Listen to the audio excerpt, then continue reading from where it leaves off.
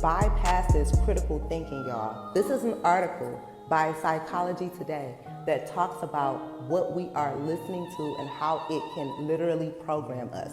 There is a dark side to repetition. False information, when repeated enough, may be perceived as true. This is real stuff, y'all. So when you think about like a Future lyric, like said, it's very simplistic, but it's repetitious, right? That's for a reason. This man is working for Big Pharma. Y'all cannot tell me otherwise. It's not just a lyric. It's literally a mantra. It's an affirmation.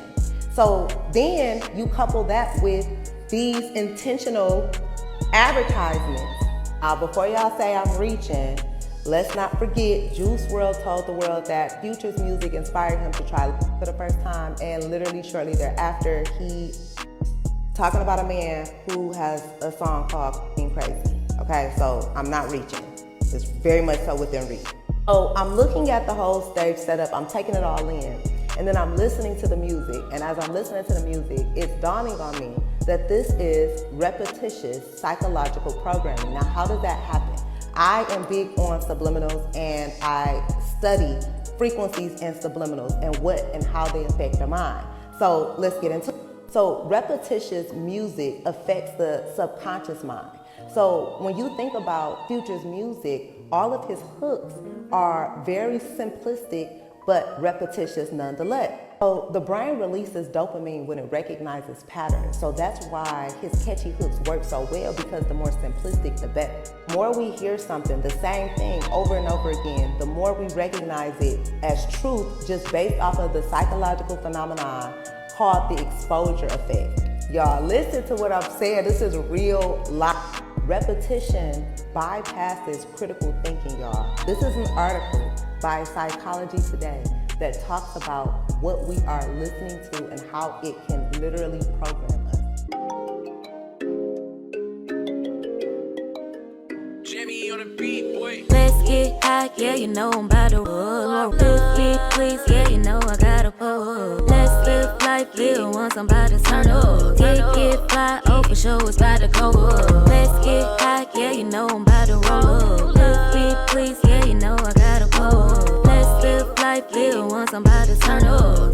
Get fly, oh for sure it's about to go up. Roll my blunt and pass my lighter. Get lit, pop shit, get higher. I'm the hottest, call me fire. Rock out, jump up, live my life up.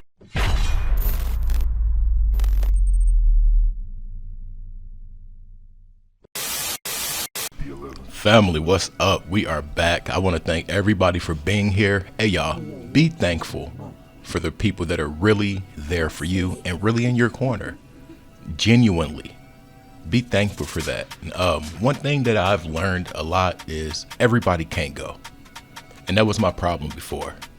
I wanted to help everybody and try to get everybody to do this or do that because of how it helped me. Some people don't want to be helped. Some people would rather just watch and wait for handouts. But be thankful for the people, y'all, that are genuinely there for you. The world's changing and the lack of love is becoming more popular.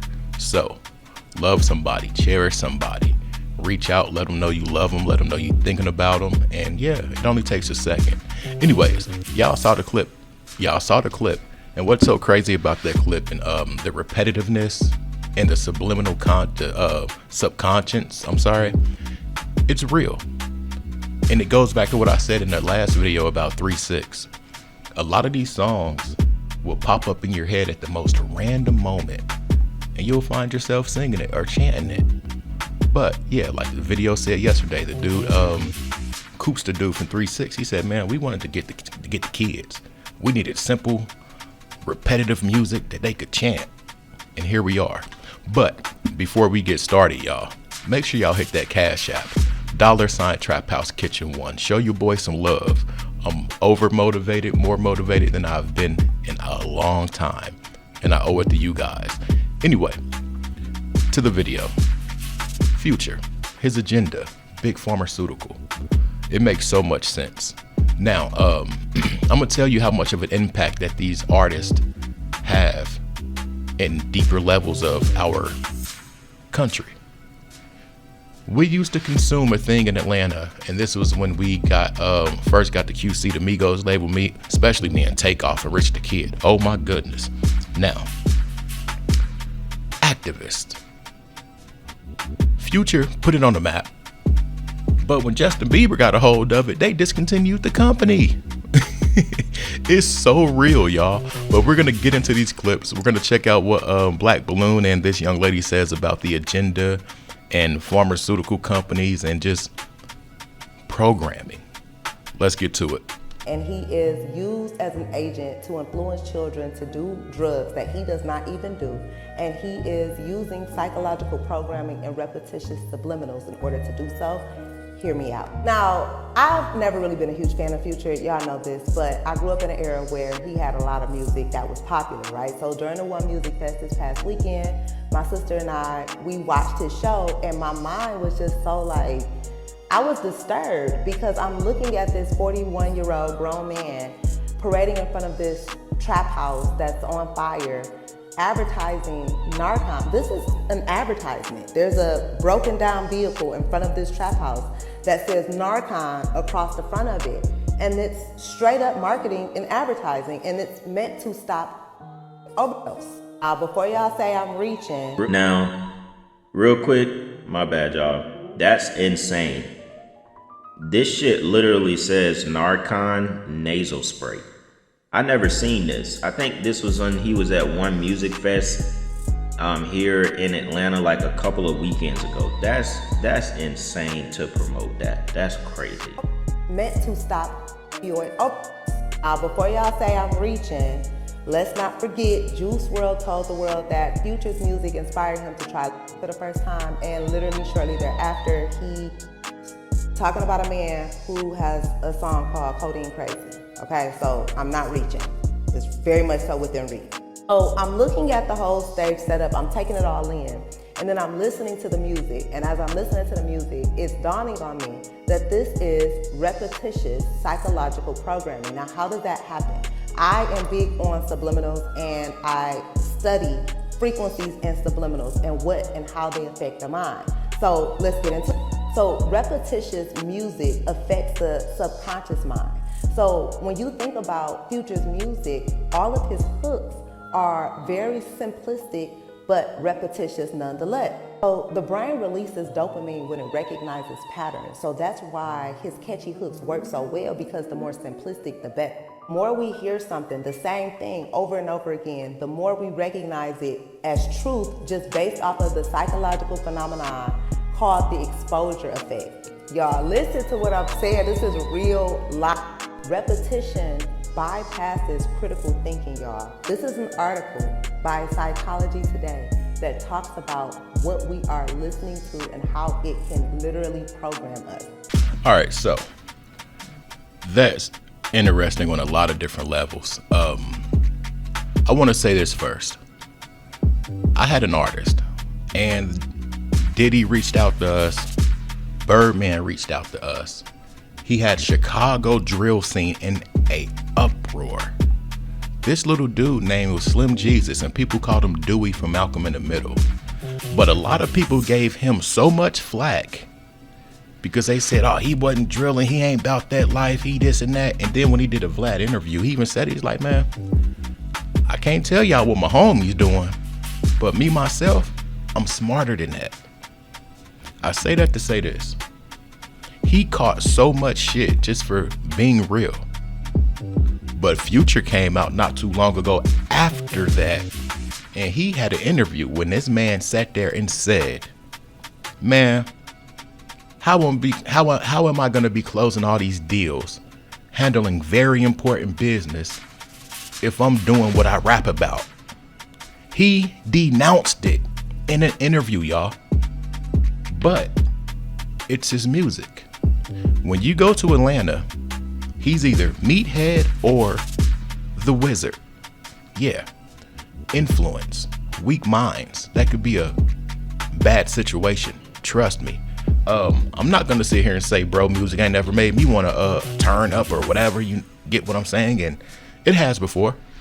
So I understand what this lady's saying, and that's how I know that that subconscious and then the repetitive programming, it is a real thing.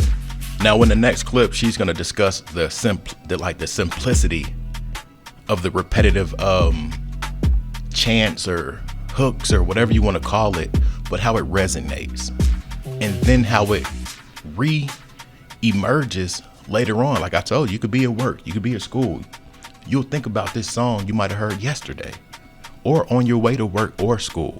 But let me shut up, let's let her cook. Bypass this critical thinking, y'all. This is an article by Psychology Today that talks about what we are listening to and how it can literally program us. There is a dark side to repetition. False information, when repeated enough, may be perceived as truth. This is real stuff, y'all. So when you think about like a Future lyric like Percocet, Molly Percocet, is very simplistic, but it's repetitious, right? That's for a reason. This man is working for Big Pharma. Y'all cannot tell me otherwise. It's not just a lyric. It's literally a mantra. It's an affirmation. So then you couple that with these intentional advertisements. This is a full-on brainwashing, y'all. Like, this shit is so in our faces. It's insane. I have to start holding these artists accountable, y'all, because whether they realize it or not, which I believe they do, but artists shape culture. They influence children, impressionable minds of children. And when you're only talking about these types of things and you're implanting thoughts and ideas and imagery of things that are all speaking to a lifestyle that you yourself don't even use, you have blood on your hands, my friend. And I say all this to say that it's always that deep. Everything is very much so very deep. And before y'all get to judging me for being there, just know on Carl Jung, people like me need to be in the world so that we can discuss things like this. I'm very much so strong-minded. I'm very much so clear in what's going on, and I want to be able to explain things in a way that other people can see it too, because it's not as obvious to everybody. Every time we sing along, sing lyrics, we are affirming something. So we really have to ask ourselves, like, what are we affirming? And this video was inspired by the song Low Life. I was like, this is a dark ass song. Him and The Weeknd, and I was like, damn, every song is the exact same way. They keep repeating terrible, low vibrational things over and over and over again. This is what they mean when they say artists sell their souls. It's not like they just get a big paycheck in exchange for their soul, literally. It's them not having dominion over themselves and having to do whatever they are being told to do. He writes the music at the label. Now, I know we always talk about sacrifices or selling your soul. And like she said, it doesn't always come with a big paycheck. I sold my soul. I sacrificed things. Time. Time is something that you cannot get back. That industry is so demanding, you guys, that it's really all you have time to do. By the time you get home from working and this and that, you're depleted. But my time on the road sacrificed time with my son and I. Yeah, valuable time that you don't get back. These people selling their souls and stuff like that consist of checks and things like that, but they're going against their moral compass. And that right there is selling your soul. It's selling out. You're going against your core belief system. You're going against things you were taught as a child to make you a man or a woman because you have a certain agenda to push. Now, that song Low Life, just go check it out, y'all. Go listen to The Weeknd and Future, Low Life. Yeah. When you hear these lyrics, it's like, wow. Are they trying to make people feel good for being like in love with certain things just to keep from saying a certain word? But yeah, it's very interesting, that song, and it's just like, bro. And that's one song I really couldn't listen to. I'm gonna be all the way 100. But go check that out. Let's get to this next clip. Now, this next clip, this dude's gonna expose Snoop, and I wasn't gonna do a video on this because I seen the content creator Nino Brown do the video, and certain words and letter groups that they used I didn't want to too much get into, but I feel the need to cover this today. Check out what this guy says about Snoop and his verbiage about certain cartoons. And then after that, check out how he changed his tune. Snoop is one of the biggest flip-floppers. And I'm gonna tell you this, I knew it when that man left Death Row and went to No Limit. I knew it then, but yeah, it's been a lot of telltale signs after that too. Anyway, let me shut up, let's get to the clip. Let's do another instant of an old rapper selling out. Remember when Snoop Dogg said that he wasn't taking his kid to the movies no more, right? Y'all remember when we talked about that movie from Disney where the two women were like kissing and having a baby or something for the kids, that kid movie? Tell me why Snoop done completely backtracked. He done got a check and now it's all okay. This is crazy. Check this out, y'all. But at this point, you're leaving everyone confused because a couple months ago, you were receiving backlash after expressing how you were uncomfortable with explaining same-sex parents to your grandson. That she had a baby with a woman. Well, my grandson in the middle of the movie like, Papa Snoop, how she have a baby with a woman? She a woman. Oh, shit. I didn't come in for this shit. I just came to watch the goddamn movie. Now, all of a sudden, after 3 years, you decide to introduce gay couples in a show you made for kids? It doesn't make any sense. And I honestly don't even pay it any mind unless it's being pushed to kids. Then while explaining what the song meant, you were beating around the bush because you know what you're allowing is wrong. And I'm pretty sure your grandson watches your show, right? I don't really know what's going on here, but y'all pay attention to the interview and let me know what you think down below. Love is Love is a record that my kids program, Doggyland, presented me, where it's the song where it's teaching love is love, it's teaching parenthood, it's teaching the situations that kids and the world is going through right now in a beautiful way through song, dance, melody, and just trying to get more understanding, clarity on how we live and the way we live. And I felt like this music is a beautiful, bridge to bringing understanding. This is a program that we've been doing for years where we involve kids, and these are things that kids have questions about. So now hopefully we can help answer these questions and, help them to live a happy life and understand that love is love. I'm not feeling it. I'm not feeling it whatsoever. Snoop is one of the biggest flip-floppers, like I said. Now, do y'all remember the thing where he was talking about certain people being house ends because they want to go do this and do that for Trump, or they got elected to and they went and did it? What happened with Snoop? Not too long after talking about these people, he's shucking and jiving. I don't care whatever BS excuse he came up with. It only worked for him. The people didn't believe it. But let me know your thoughts, you guys. If y'all are really rocking with me, hit that like button. If you really rocking with me, hype the video. But if you really rocking with me, $ Trap House Kitchen 1, keep your boy motivated. And I do want to thank all of you. And I'm going to tell y'all something. I'm about to get back to my giveaways. Period. I got to show you guys the love that you show me. I started out doing it, but it got too heavy on me, y'all. Like, just people peeping me out in public, like, hey, you the dude for YouTube. Oh. I got paranoid.